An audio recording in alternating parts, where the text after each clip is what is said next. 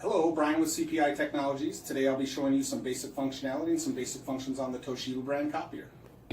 Okay, the standard configuration on all Toshibas is two 500 sheet paper trays. The bottom tray is going to be configurable by you all the way up to 12 by 18 paper by adjusting the guide adjusting the guide to tell the copier what size paper is.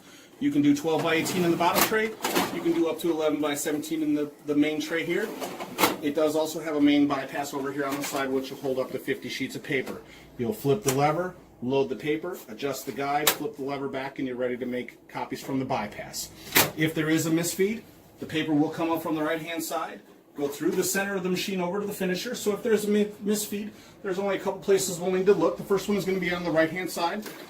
Drop this down, and this will give you access to the entire right-hand side of the copier. Everything will be displayed on the display panel as I open up all these and close them and go back. As the paper comes through the middle, we'll just have to drop down the center section. There should be a piece of paper in there if we need to get to it. The finisher is physically attached, so it will not come in. We'll only give you access to the staple function. But if you close the door and you come in from the top, you'll be able to remove any misfeeds. And once again, all of these locations that I've opened will show up on the display panel as you've opened and as we've closed them. Okay. For loading papers in the dock feeder, we do load everything face up. Load it in, adjust the guide as necessary. The blue light should come on when it detects the paper. If there is a misfeed, we can pop this section open. There is a green handled knob that will allow us to continue to turn and feed should the paper get stuck in here. We can also come in from underneath. Everything runs across the glass right there, and we can get up underneath of the dock feeder here in case there was a misfeed. If you do see any lines on any of your copies, you want to just make sure that the glass is clean, because anything on the glass right there will equate to straight lines going up and down all of your copies. Okay, we're just going to be showing you the basic functions on the copy machine here now. What we have is we have a simple copy button right over here. When we click the simple copy button, that's going to take us and give us very limited choices. Since this is a black and white machine, our only choice for color is going to be the black color on there. If this was a color machine, we could pick this function here, and there would be an auto color that we would pick for making color copies. The paper select is automatic based on the size that it sees, but you could physically come in here and pick whichever tray you would like to print from. Since this has stapling on it, we can pick a staple function on here. If your machine does not have staple, your only option would be none, but otherwise you could pick your standard staple configurations. You can also then tell it if it's single-sided or double-sided, the 1 to 1, 1 to 2, 2 to 2, or 2 to 1. And at that point, once you picked all four of those selections, you can hit right here in the middle and tell it how many copies you want, or you can use the plus and the minus key to go up or down. The start button or the start button will start the process. The reset or the reset will reset it back to its default. If all you do is single-sided copies and need just one copy, load it in the dock feeder, simple copy, just hit start and you'll get a single-sided single copy all day long. You might want to. Okay, if you don't want to be in this mode, you can hit the reset button twice, or you can hit the home button, which will always take you back to the home screen. That was the simple copy. Now we'll go into the advanced copy. From the advanced copy button, once we select it, we can see exactly what paper configurations we have in our copier. We can tell it which way the paper is being loaded in the dock feeder by orientation. Now the machine does have an automatic paper selection, which will, based on the original that's loaded, and automatically pull from the correct location. We can still do our simplex duplex as before with 1 to 1, 1 to 2, 2 to 1, and 2 to 2, but we now have a book option. If we click on the book option, we can actually lift up and lay the book onto the glass, and it will actually copy both sides of the book, allow us to then turn the page and hit start and continue on as we're making copies of the book. Text and photo. For text or photo, you can come into this mode and change it into a straight text if you have very small text, or into a photo if you're looking for just more of a grayscale copy.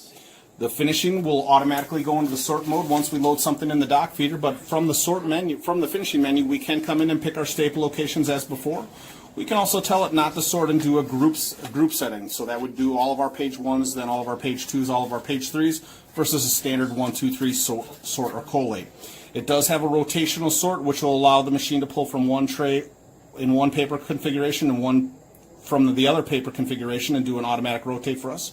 We can also pick any of our stapling. Should you want hole punching, a hole punching option would be available, which would be right here to allow 2 or 3 hole punch. You can also, when you want to set the number of copies that you want, just pick the set button up here. For sets, we'll just hit the set button up here, and we can set the quantity that we would like right there.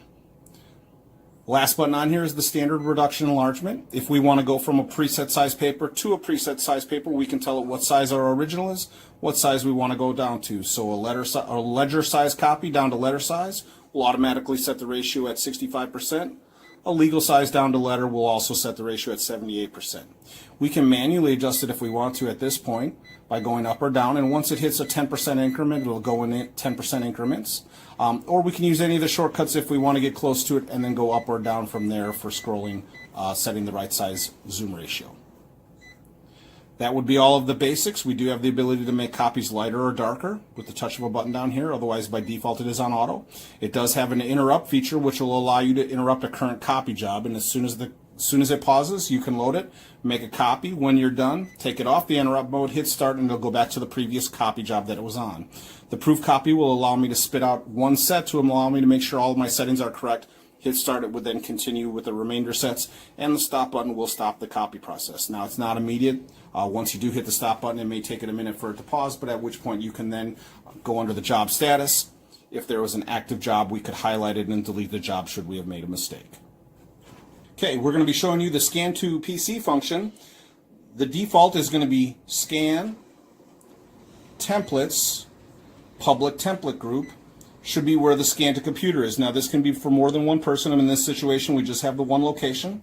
Once we highlight the location, we can go to the scan settings if we want to change it from color, black and white, or if it's a two-sided document that we're scanning. As well as if we hit the file location, we can name the document here, and by default everything's going to scan through as a multiple page document. If everything was single page, we could click single page, and then everything that gets scanned through would be scanned through as a single page. We're going to leave it on multi-page, hit OK. At this point, if I were to hit start, the document would scan and go to my PC.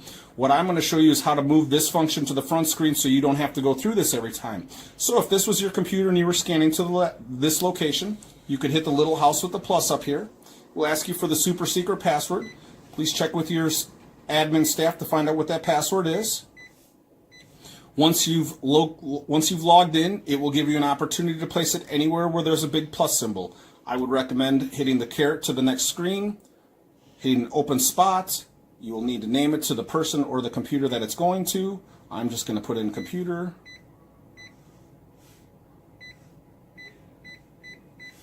Hit OK. At this point, I could have it automatically start by hitting the button, or leaving it blank, meaning I have to hit the start button, and a confirmation screen if I wanted to confirm it. If I have everything set the way I want, I hit OK, and now my scan function has now been moved to the front.